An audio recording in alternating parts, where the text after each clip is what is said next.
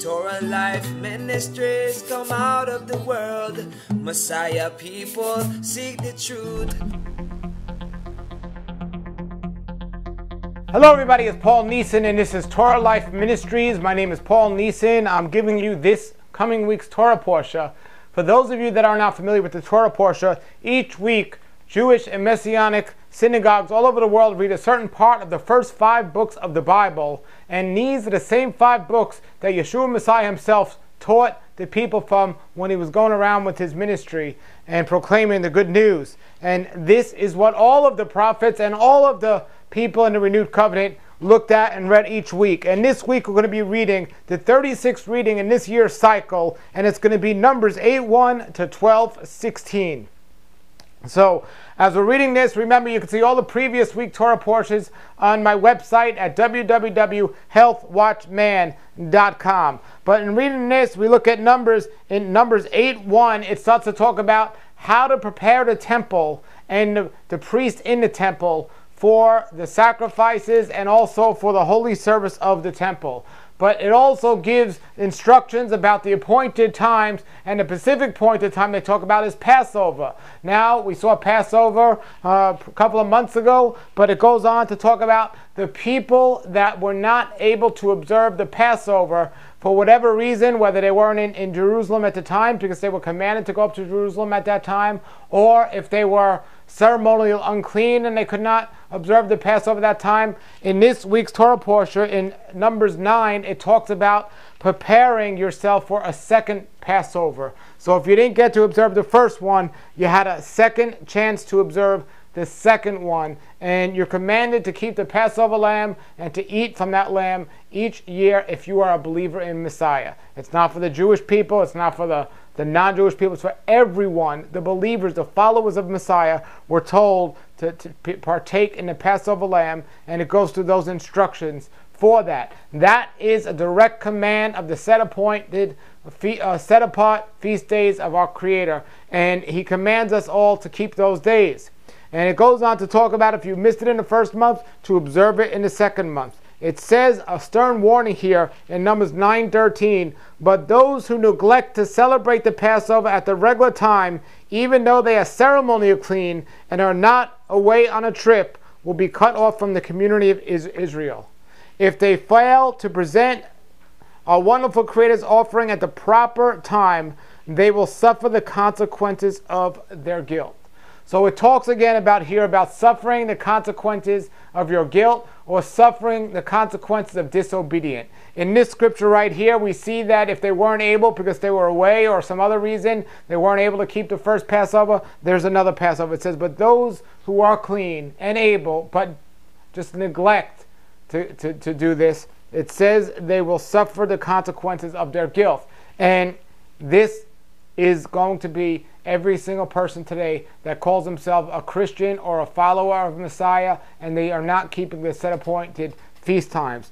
And it also goes on to say, if foreigners living among you want to celebrate the Passover to the Creator, they must follow the same decrees and regulations. The same guidelines and instructions apply both to the native-born Israelites and to the foreigners living among you. So for those of you that are out there that say, well, we don't got to keep the set-appointed times because we're not Jewish or we're not, from the Old Testament, it's different. No, we were told throughout all our generations to keep the guidelines and instructions if you're a believer in Messiah. And here is a great example. It says, the foreigners are also to observe and keep the same instructions as the Israelites were. So if you consider yourself a believer in Messiah, you are no longer a Gentile, you are no longer a heathen or a pagan of the world. You are part of the community and you are Israel. And that's what we have to realize.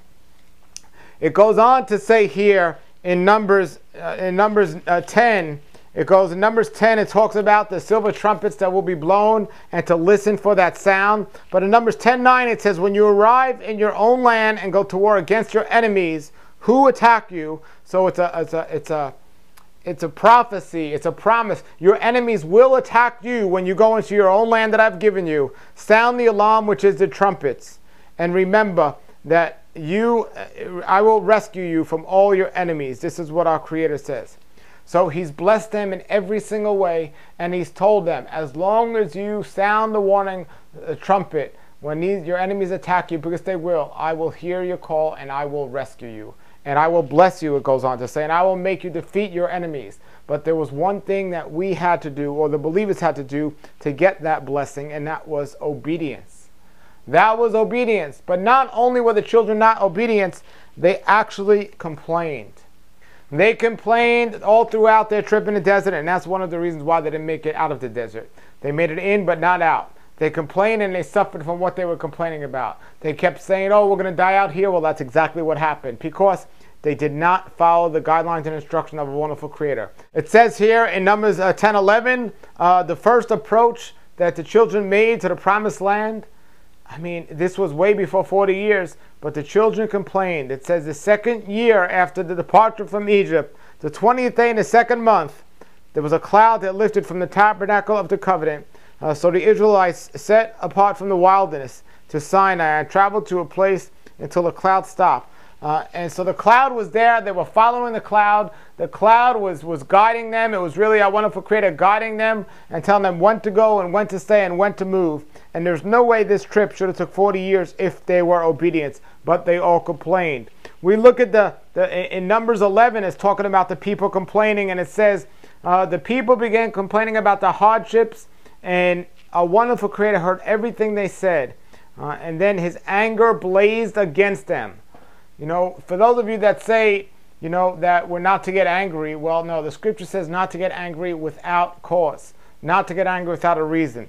It says here that our Creator's anger blazed against them, and he sent fire to rage among them and destroyed some of the people on the outskirts of the camp.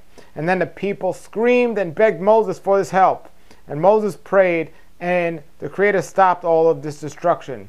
But then the people started to complain again. They were craving food. First it was the non-Israelites, the foreigners living among them, but then it was the Israelites themselves. They were saying, oh, for some meat, we need meat. Why'd you take us out here into the desert away from all the fine foods and the meats of Egypt and all the luxuries and the comforts? We need these things. And they not only the meats, they were talking about the vegetables and the fruits that they had in Egypt. So even though they were being enslaved, they had their food, making food more important than our Creator, who said, I will take you to the promised land and give you an abundance of all these things. Well, the people complained so much for meat. That's what they got. They got so much quail that he sent quail right down, and he sent them so much quail that many of them got sick and many of them actually died from the overconsumption of this thing. Numbers 11:33. But while they were gorging themselves on the meat, while it was still in their mouth, the anger of our Creator blazed against the people, and he struck them with a severe plague. Severe plague. And the area of this happened was called the graves of gluttony. And now today, many places around the United States can be called the place of gluttony, because that's what's happening. Well, still there was more complaining. Miriam and Aaron opposed Moses. And what happened? So you had a standoff with Moses, who was the leader or the messenger of the people of our Creator. But then you had Miriam and Aaron saying, no, what makes you so qualified to be the leader when we want to do it our way and not your way? But Moses' ways was the way of our Creator. So what happened? They all three got together, as it says here in Numbers 12. And I'll read it to you. It says, while they were at Hazeruth, Miriam and Aaron criticized Moses because he had married a Cushatite woman, and they said, has our Creator spoken only through Moses? Hasn't he spoken to us too? But it says again that our Creator heard them, and he said what a humble person Moses was, and then he struck one of them with leprosy. It says in Numbers 12:5, it says, then our Creator descended in a pillar of cloud and stood at the entrance of the tabernacle. Aaron and Miriam he called, and they stepped forward. And our Creator said to them, now listen to what I say. If there were prophets among you, I would reveal myself in visions. I would speak to them in dreams, but not with my servant Moses. Of all of my house, he is the one I trust. Speak to him face to face clearly and not in riddles. He sees me and as he is. So why were you afraid to criticize my servant? And he was so angry with them, as it goes on to say, when we finish up this week's Torah portion, he was so angry with them that he departed. The cloud moved away from them, and Miriam's skin became white as snow. She was stricken with leprosy. And Aaron saw what happened, and he cried out to Moses, "Please don't punish us for the sin we foolishly committed. Don't let her be like a stillborn baby already decayed at birth."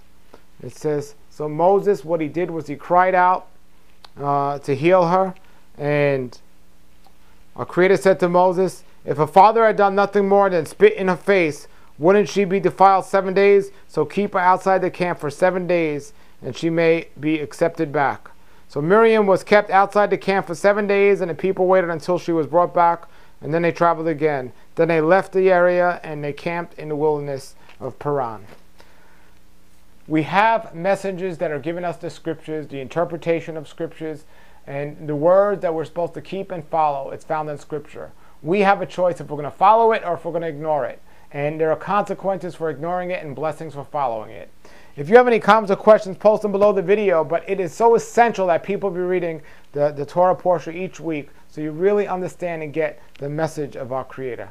Thank you very much for checking us out. Shabbat Shalom next week, and Shalom Shalom.